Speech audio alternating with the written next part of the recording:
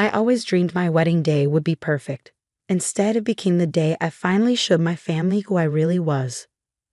But to understand what happened at that reception, you need to know how I got there. My name is Emma Chen, and I grew up in the shadow of my father's expectations. Harrison Chen wasn't just a successful businessman. He was a titan of industry who had built Chen Technologies from nothing into a multi-million-dollar empire. Every dinner conversation revolved around business strategies, market expansions, and the legacy he was building, a legacy I was apparently never good enough to be part of. "Business is in our blood," he would say, looking proudly at my older brother Marcus. Well, most of our blood. That last part was always directed at me, along with a disapproving glance that made me feel about 2 inches tall. While Marcus followed perfectly in our father's footsteps, Wharton Business School, MBA, fast track to executive positions, I chose a different path. Computer engineering. My father's voice dripped with disdain when I announced my college major. "Engineers work for people like us, Emma. They don't lead companies." But I saw something he didn't. While he was focused on old-school business models and traditional corporate structures, I recognized that the future belonged to those who could build it, line by code line. I graduated at the top of my class, but my father didn't attend the ceremony. He was too busy attending Marcus's MBA graduation that same weekend. An actual achievement, he called it. For 3 years after college, I worked at various tech startups, learning everything I could about both the technical and business sides of the industry. My father saw it as aimless drifting. "When are you going to get a real job?" He would ask at every family gathering. "Marcus is already a vice president at Chen Technologies." What he didn't know was that I was building something that would change everything. It started in my tiny apartment's spare bedroom. A revolutionary cybersecurity system that could adapt and evolve in real time to counter new threats. While Marcus was attending board meetings and playing golf with executives, I was coding until 3 a.m., fueled by coffee and determination. The first version of my security software caught the attention of a small venture capital firm. Their initial investment allowed me to hire 2 other engineers and rent a small office space. My mother, during one of her rare moments away from my father's influence, secretly helped me furnish it. "I don't understand what you're building," she admitted as we assembled cheap desks from IKEA, "but I've never seen you so passionate about anything." The next 2 years were a blur of coding, pitching to investors, and slowly building my company, Secure Core Technologies. We won our first major contract with a mid-sized bank, then another. Then a government agency quietly reached out about using our software. I kept my success quiet. At family dinners, I still played the role of the underachieving daughter. When my father bragged about Marcus's latest accomplishment, I would smile and push food around my plate. When relatives asked about my little computer job, I gave vague answers about doing okay. Then I met David. He was different from anyone I'd ever known. A brilliant architect who saw the world in terms of possibilities rather than limitations. He didn't care about my family's money or status. In fact, the first time we met, he had no idea who the Chens were. "You seem surprised," I said when he finally found out about my family. "I am," he admitted. "You're nothing like what I'd expect from a wealthy family's daughter. You're real." We fell in love over late-night conversations about design principles, technological innovation, and our dreams for the future. When he proposed a year later, I didn't hesitate to say yes. My father, of course, had opinions about that too. "An architect?" He scoffed during dinner. "Couldn't you at least find someone in finance or business? Someone with real potential?" I gripped my fork tightly. David is incredibly successful. His firm just won the contract for the new downtown development project. A glorified construction worker, my father waved dismissively. "At least Marcus's wife comes from a good family. Her father's company is listed on the NYSE." I looked at Marcus's wife, Catherine, who sat there with her perfect makeup and society smile, and felt a wave of pity. She was exactly what our father wanted, a proper corporate wife who attended charity galas and knew which wines to serve at dinner parties. The wedding planning became a battlefield. My father insisted on turning it into a networking event, inviting business associates and potential clients. My mother tried to mediate but ultimately deferred to him, as she always did. Even Marcus pulled me aside one day at the office. "Just let Dad have his way," he advised. "You know how he gets. Besides, it's not like you're paying for it." But I was.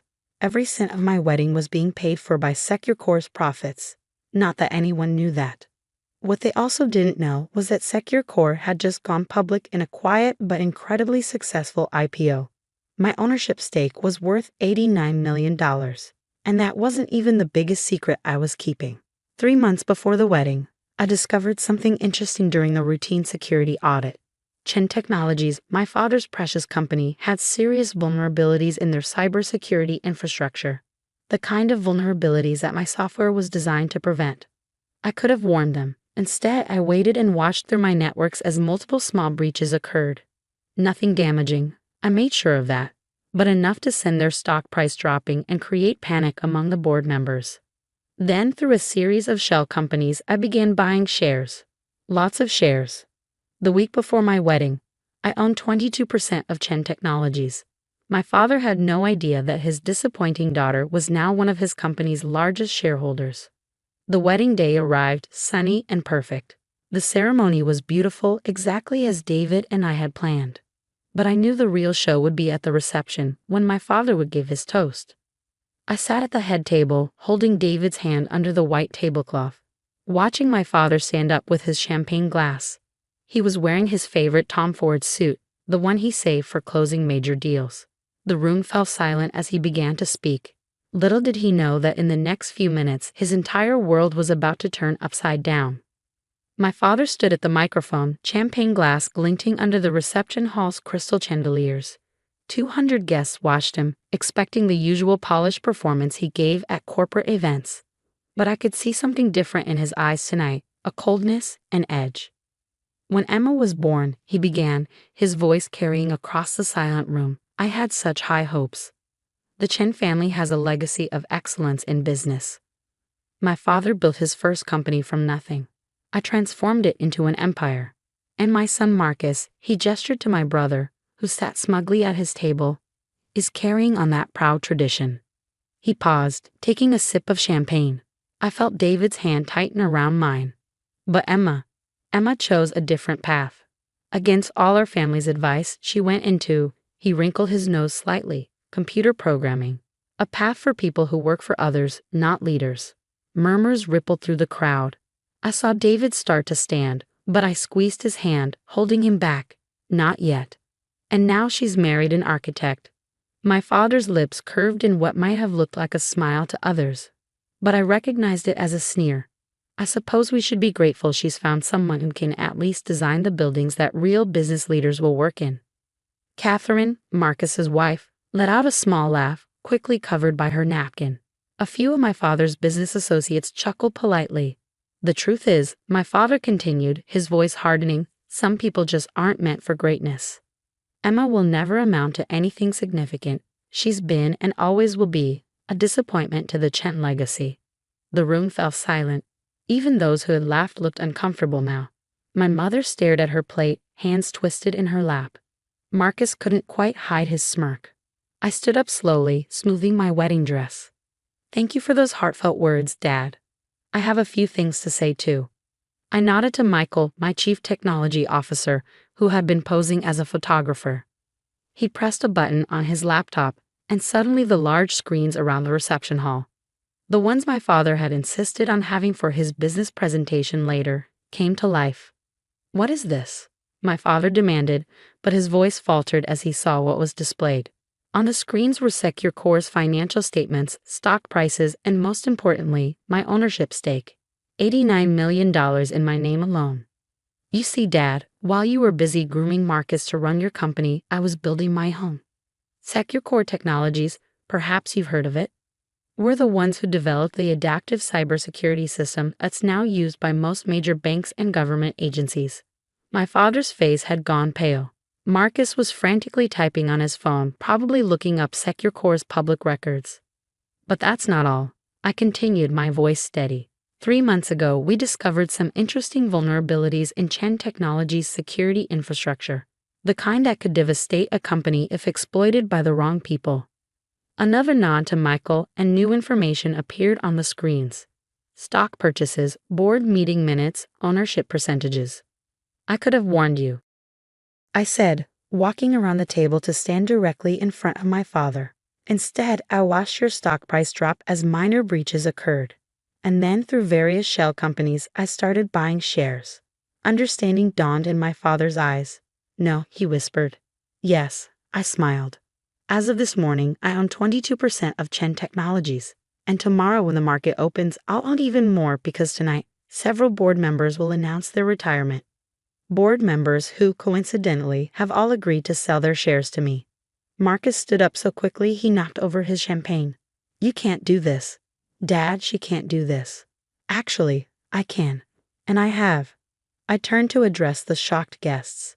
Ladies and gentlemen, I'm pleased to announce that effective tomorrow, Secure Core Technologies will begin a merger with Chen Technologies. We'll be implementing our superior security systems, modernizing their outdated infrastructure, and bringing the company into the 21st century. My father finally found his voice. You planned this. You planned all of this. I learned from the best, Dad. Isn't this what you always taught us? Identify weaknesses, seize opportunities, never show your hand until you're ready to win. The room erupted in chaos. Business reporters who had come to cover the society wedding of the year were suddenly scrambling to report on the biggest tech merger story instead. My father's face had turned an alarming shade of red, while Marcus looked like he might faint. I walked back to David, who was beaming with pride. He knew everything, of course. Had known for months. Ready to face the cameras, Mr. Chen? I asked. He grinned. Lead the way, Mrs. Chen Pierce, CEO of Secure Core Technologies. The aftermath was everything I expected and more. The merger made headlines across every business publication. Chen Technologies stock soared once investors learned of Secure Core's involvement. Marcus was quietly moved to a non-executive position, and my father had to adapt to a new reality. His first board meeting under my leadership was particularly memorable. This is the security upgrade proposal, I said, sliding documents across the table to him. I'll need your signature by the end of the day. He stared at me for a long moment, then picked up his pen. You really did it, he said quietly. You built something remarkable. Yes, I replied. I did. Without your help, without your approval, and without following your path. And that's what really bothers you, isn't it? He signed the papers without responding. As he stood to leave, he paused at the door. Your mother wants you to come to dinner on Sunday. I smiled. I'll be there. And Dad, this time, I'll give the toast. 1 year later, Chen Secure Core Technologies was valued at over $3 billion. My father still sits on the board, though now he listens more than he speaks. Marcus found his own path, starting a small consulting firm. Turns out he's better at advising businesses than running them. And my mother, she finally started speaking up at family dinners. David and I bought a penthouse overlooking the city, but we kept my old apartment where I built Secure Core's first prototype. Sometimes I go there to work late at night, remembering those early days when everyone thought I was wasting my time. The media loves to call it a revenge story, how the underestimated daughter took over her father's company, but it's really about something else. It's about building something on your own terms, about proving that success doesn't have to follow someone else's blueprint. Last week, my father actually asked for my advice about a new tech investment. You see things differently, he admitted. You see the future. I looked out at the city skyline from my office, the same office that used to be his. No, Dad, I said. I don't just see the future. I build it. And that's worth more than any inheritance he could have given me.